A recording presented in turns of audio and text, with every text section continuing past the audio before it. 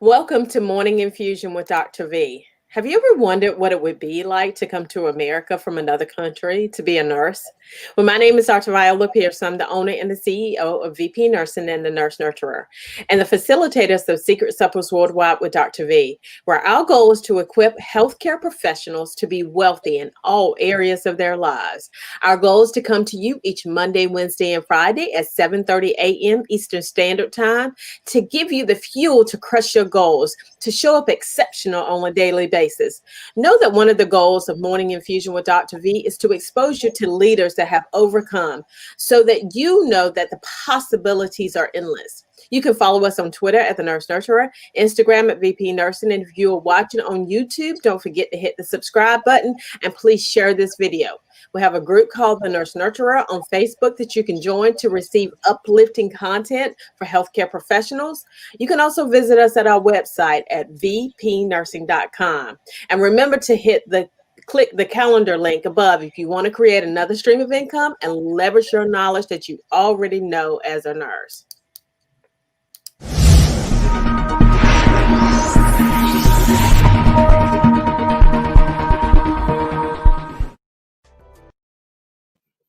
So our special guest today is Tola Ola. Arian. So give us a brief, so first, welcome. Thank you for joining us. I love it. I Thank you love for it. having me. Thank you. We met Thank each other you. at the Nurse Boss Summit. And so we're super excited. I'm super excited to have you. Super excited. Now, give us a brief bio of you and what your primary reasoning was for becoming a nurse. Okay, hi everyone. Good morning. My name is Tola Ola, and I am the founder and CEO of Nurses of Faith. So I have been a nurse for about 12 years, but my earliest memories of nursing were from my mom. My mom was a nurse for about 45 or so years. Ah, Yes, yes. So earlier in life, this was back in Nigeria. I remember like ironing and starching my mom's uniforms. The old fashioned way. This is like 25, 30 years ago, just helping her out. And she had her white, very white uniform, and they had the hats that they had to wear, which, hated the hats, hated the hats. but I never had to wear the hats when I became a nurse. But I have those memories of her, going to work, helping people. She was always like the go-to in our community. People would always call and ask her what to do. And I also remember that she had these like very old midwifery textbooks that I used to read as a child. I think I was like 5 or 6 when I started looking, and they talked about childbirth and all these different things. And that was what really kind of prompted me and my journey into nursing, because I wanted to be like my mom. I wanted to help people. I wanted to make a difference in lives. And the funny thing was my mom kept telling me, nursing is very hard. It's not easy. But I still followed in her footsteps. So at the age of 17, I came here to America, and I first landed in Maryland, but eventually moved to Atlanta, Georgia. I finished nursing school at Kennesaw State, and I started my nursing journey. And I've been a nurse for about 12 years, and in those 12 years, I've kind of discovered my passion for nursing, which really is a passion for the nurses in nursing. My dream and my purpose that I'm walking in is to serve nurses, to help them navigate the nursing field in such a way that they can live happy, healthy, and wealthy lives, to help them overcome burnout, to help them overcome sleeplessness and restlessness and all those things that are associated with nursing that make people want to leave nursing as soon as they enter. And that's really what I do as the CEO and founder of Nurses of Faith. I help nurses to rediscover themselves, and to live happy, healthy, and wealthy lives. It's funny that that is the theme across the board, because unfortunately, that is not what we used to do. We didn't even think about that, right? I didn't even think about taking care of myself. I was like, I'm just trying not to kill anybody, right? In the beginning, yes, that's Managed the to do that. goal. So now, where did you begin your nursing career? Like which department, and why did you choose this department? And tell us some of the things that you have learned from that experience.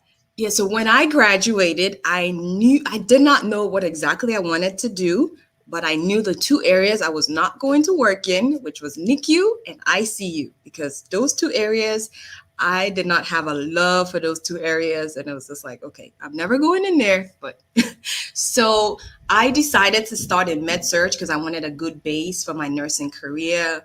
And, back then they also used to talk about, oh, you need to start in med surg so you can have 2 years. I just wasn't sure where I was going to specialize. So I said, I'm going to start in med surg. And I did. I worked on what we call an acute pulmonary care unit, which you get patients that have like CHF, diabetes, pneumonia, just different kind of the basic med surg ailments, a lot of wound care going on there. And that really taught me a lot about multitasking, to be kind of quick and to also prioritize. Those were my two basic skills that I would say I picked up from med surg, because you have to be able to prioritize and say, hey, I have 5 patients. Who do I need to attend to first? And Right. that's what I really learned, and to just multitask and to be able to juggle all these balls without really dropping any. That really helped me. Starting off in med surg really helped me with that. I also learned the effects of having friends at work. Even though I've worked in places, when we say med surg, areas that are really heavy and really tedious and a lot of people burn out, one of the things that helped me was having friends at work, friends I could rely on, friends that could help me, friends that would say, hey, what's going on, Tola? What do you need me to do?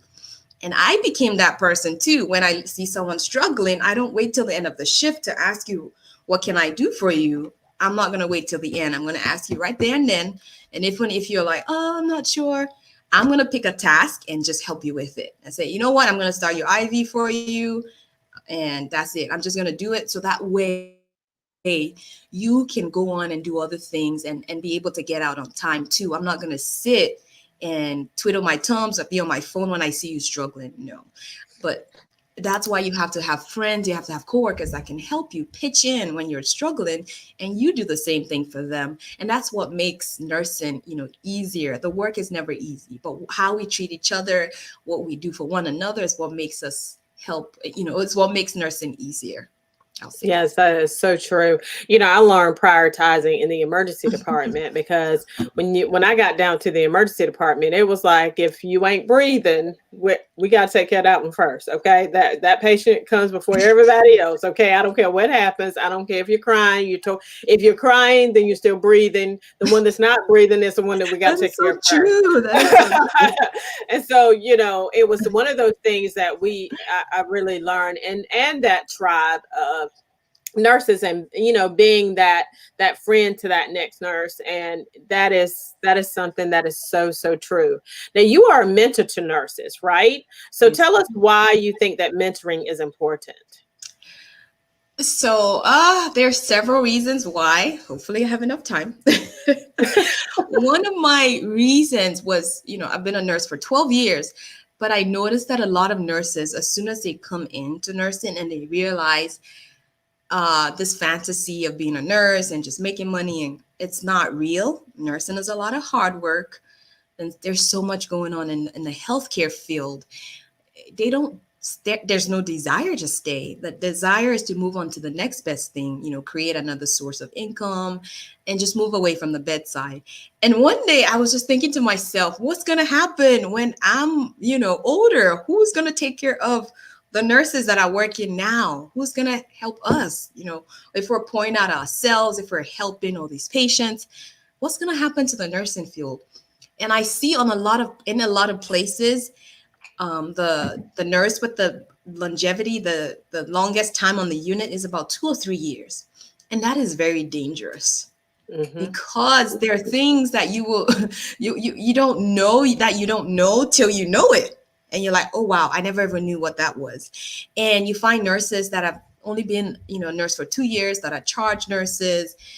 And I'm not saying that's wrong. What I'm trying to say is, when they don't have somebody that's been in the field for 10 years mentoring them, it's really hard and it's very dangerous for the patients. So what that did for me was, I found myself talking to a lot of nurses when they come into my organization. I talk to them about their goals, what they want to do, and to be a mentor for them and say, hey, nursing is not that hard. This is how you do it.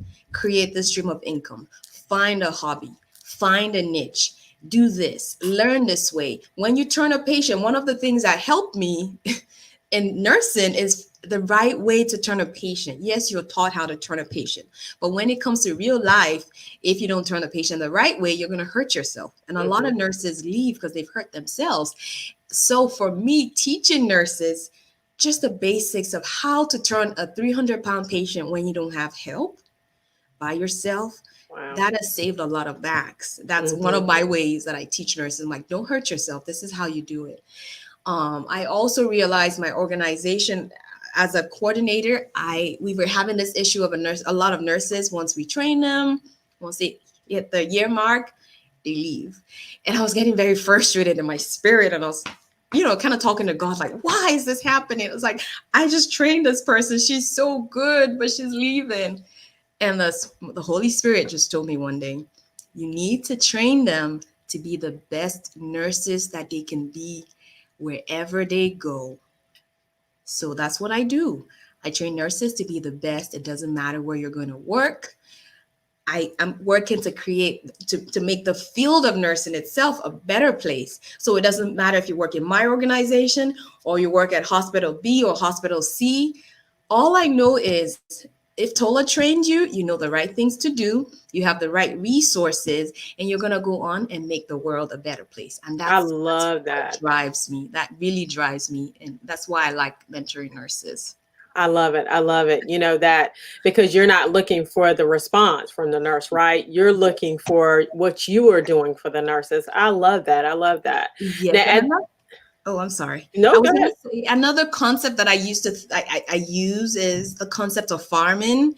I think of myself almost like a farmer. I'm planting all these seeds. I don't know when they're going to grow and germinate and what's going to happen, but I just try to do the right things to make sure that they have what they need.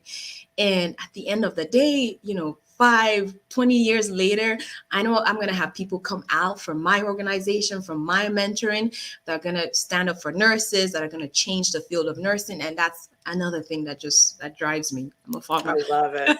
I love it. I love it. Thank you. I love it. Now, at the beginning of the pandemic, there were many uncertainties. What were some of the things that garnered fear for you, and how did you overcome those fears? Okay, so for me in particular, I'm a believer, and one of the things that was kind of scary was, it wasn't actually for me, it was for my coworkers, because I had, they were so scared, having conditions that made them vulnerable to COVID-19. And also for me, about my family, what's going to happen if anything happens to me, because I'm going to work. And what helped me was praying. And I actually wrote a devotional about death and dying for nurses. And that helped me to kind of channel my feelings about what's the worst that can happen. As a spiritual being, what is the worst that can happen? The worst that can happen to me during COVID-19 is that I transition to a better place.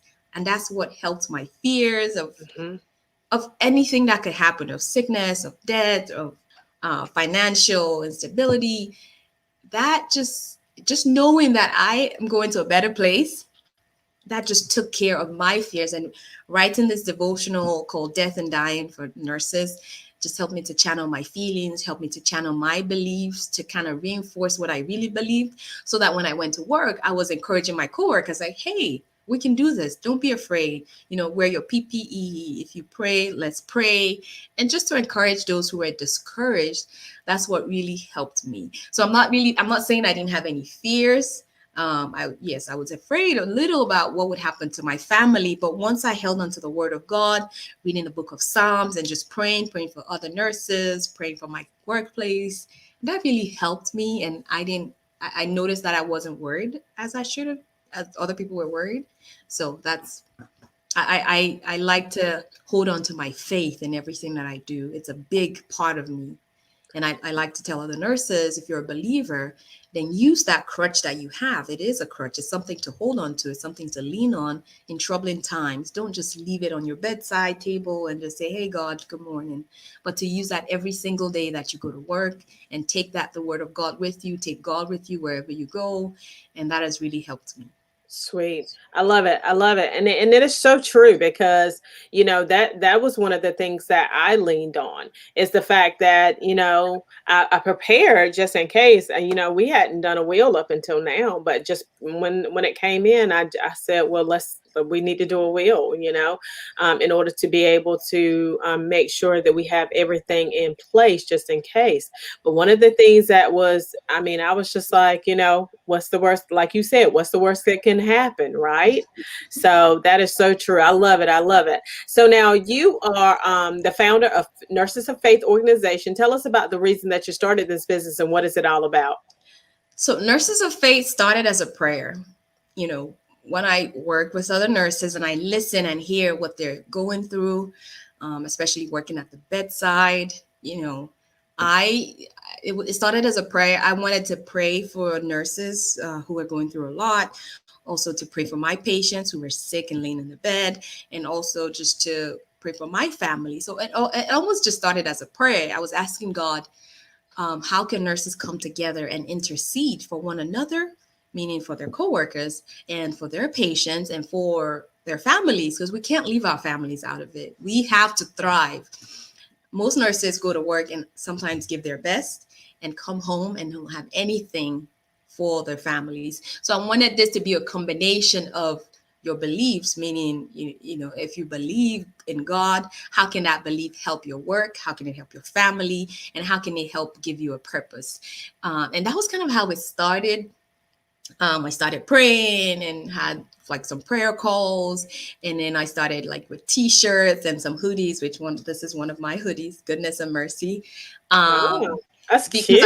I want nurses to be able to have something, some of these you can't really wear to work, but at home you can wear it, and there's more there's going to be more coming out later. But the basis of Nurses of Faith is mentoring, and I will be launching a tribe called the Nurses of Faith tribe, where you get precise information on how to navigate when you're at the bedside and you're feeling burnout, you're feeling tired, and you feel like you're not walking in your purpose. Nurses of Faith helps you to discover your purpose as a nurse. If you want to stay at the bedside, whatever you want to do, entrepreneurship. It's a tool to kind of mentor you while staying in alignment with godly principles. There are lots of ways to do lots of things, but I'm choosing to do mine with faith-based principles because that's what's helped me. I came to America as a teenager. My faith is what helped me to keep going when I didn't have any family here, when I didn't have resources. My faith has helped me. And that's what I try to teach other people. Don't leave your faith at home. If you are a believer, if you trust in God, if you're spiritual, then use that to help you live a life that you're happy, you're healthy, and you're wealthy. And that's what Nurses of Faith is all about, mentoring nurses so that we can be happy, we can be healthy, we can be wealthy. Because when I started out as a nurse, I didn't really have good examples of nurses who were working at the bedside, who were happy, or who were wealthy. They didn't, there was always the struggle about money, not having enough money, even though they were working overtime. You're working as a nurse, you're taking care of people, but you're sick. So nurses that weren't healthy and nurses that just were not happy. So that's why those three things: happy, healthy, wealthy. That's what I try to get you. That's where I try to get you. Be happy with what you're doing. Be healthy in your body, physically, mentally, emotionally, spiritually, and be wealthy. Have that money come in and stay, not just work overtime and work for years. And at the end of the day, only have, less than $100,000 to retire on. Right. No, ma'am. No. We need more than that. So that's what I help nurses do. I love it. I love it. Thank you. Now, when we first spoke, you said that you came from another country. What country did you come from, and what were some of the challenges that you faced as a result of the move? Well, I would say, coming here when I was 17, I would say I was kind of sheltered back in Nigeria. I'm from Nigeria. So I came here, I was 17, was coming to college, and not having my parents here was a big was not good. I was so lonely. I didn't have family. I didn't have friends. It was just a different environment entirely, and the culture was different. Even though I was raised in Nigeria and we spoke English, I'll have people say, "Oh, you have an accent. Like, where are you from?" It's like, is that the first thing you notice about me? you know and people don't always know that they're doing this, but when you see someone and that's the first thing you want to say, it's like, okay, am I all the good work I'm doing, is that all you notice? So yes, but I don't take that to heart. I just believe people are curious, and I just tell them about Nigeria. And I've had people ask me, about, do you see animals in your backyard and things like that? I'm like, listen, the only time I see animals is if I go to a zoo. So, there's some misconceptions. There are misconceptions about Africa, about what's going on back there. Yes, we have some parts that are like a safari. I see animals in my backyard, okay? I'm from the city, y'all. I'm a city girl. So that question, just like, I don't know how to answer that. I'm a city girl. That's all I have to say. I'm a city girl, y'all. So anyway, so there was financial challenges also, not having my parents here, and they were helping me pay my college tuition, but I had to work while I was in college. And those years were rough, but when I think back, what really helped me to kind of stay sane and stay saved, first of all, my mom's prayers. She prays a lot, and when I was going through some really tough times, I would hear my mom's voice, like, when I wanted to, I was 17. I'd never been by myself, and I had the freedom to do whatever I wanted to do. Basically, there was nobody to say, hey, you need to be home by 10. You need to. But whenever I was like tempted, I would hear my mom's voice in the back of my head, like, no. So that helped me. But there came a particular point in time in my life where I had to make decisions for myself, where my mom's faith only carried me to a certain point, and I had to go all in with God and say, God, you know what? I'm doing this your way. I'm submitting my life to you. I'm going to listen to what you say. And, I would say from then on, it wasn't like my life became smooth, but because I have a guide, it's been better, is what I'll say. I'm not anxious about decisions. I just choose to trust God. And like I said, what's the worst that could happen? The worst that could happen is that, we transition to a better place. And I always choose to believe that. So, and one of those things, and that is one of the reasons why I don't have the anxiety that, I used to have, right? It's because of my faith, right? Because I firmly believe that things are not happening to you, they're happening for you. So each and every step, the only way that you fail if you get knocked down 20 times and then you don't get back up that 21st time, right? Because we're all going to fail. We're all going to make mistakes. But at the end of the day, God is working everything together. He helps us learn each and every step along the way in order for us to be our biggest, highest form of ourselves. So I love, because when I first started talking to you, you were like, yeah, I have had no adversity. And I was like, yeah, everybody that has some adversity, but you just don't feel it, right? You don't feel that angst. You don't feel that anxiety. You have help. Exactly. I love it. So now, what is something from your childhood that you can remember that helped you through these first years in Africa? I guess it's your mama's voice. Yeah, my mother's voice, like, don't do that, girl. I'm gonna get you if you do.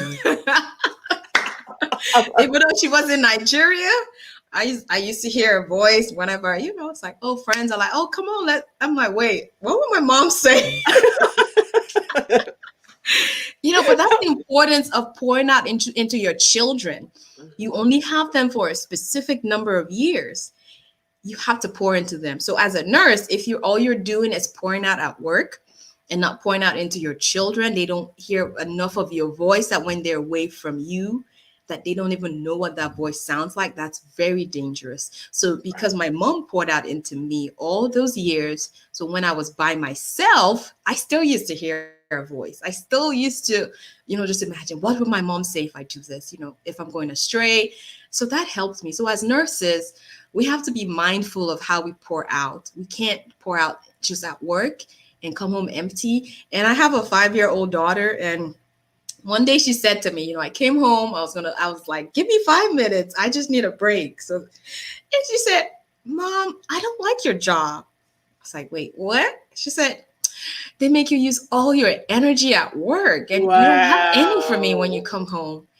And that made me think, oops, I need to watch how I portray. But she didn't understand that I just needed the 5 minutes and I was going to play with her.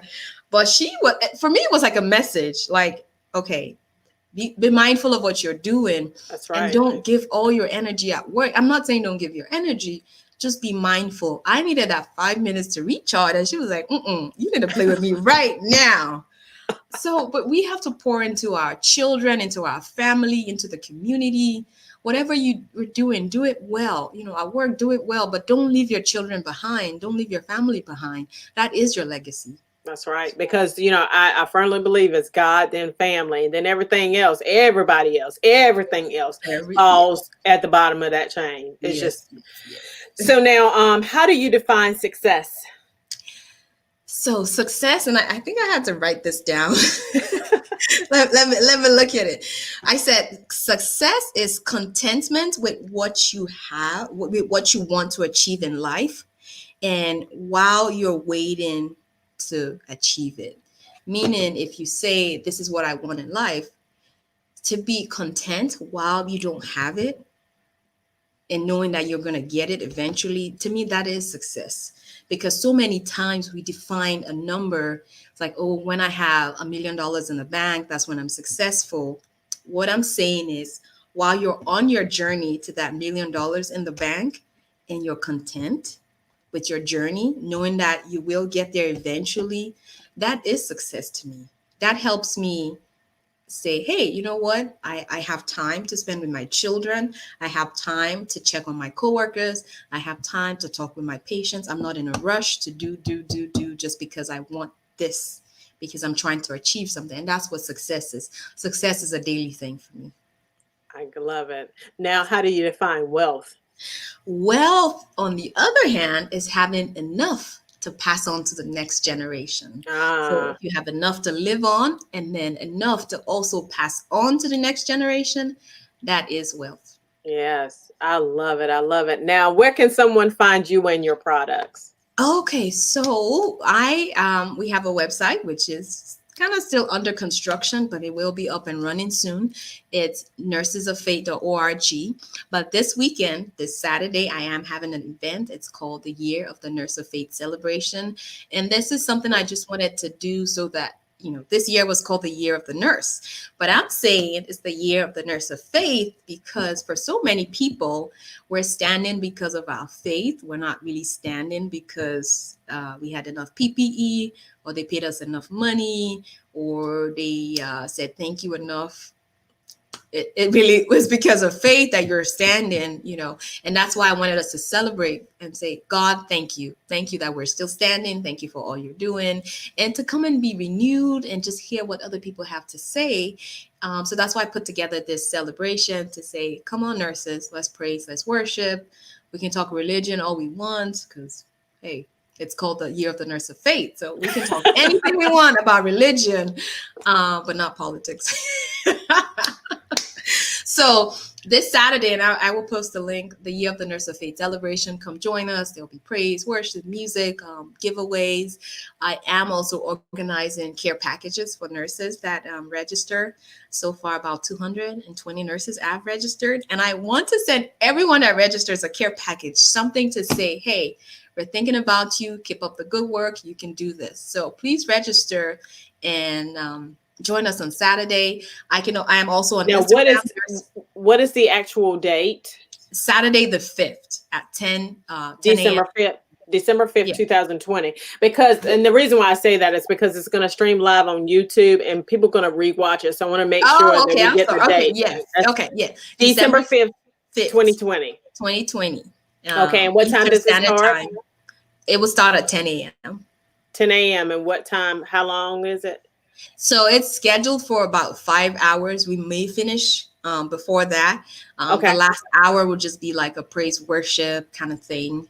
So, but Okay. the bulk will be in the morning where we have our speakers like Dr. Tamika Williams. She's going to be part of us. Yeah, so the bulk of the event is going to be in the morning.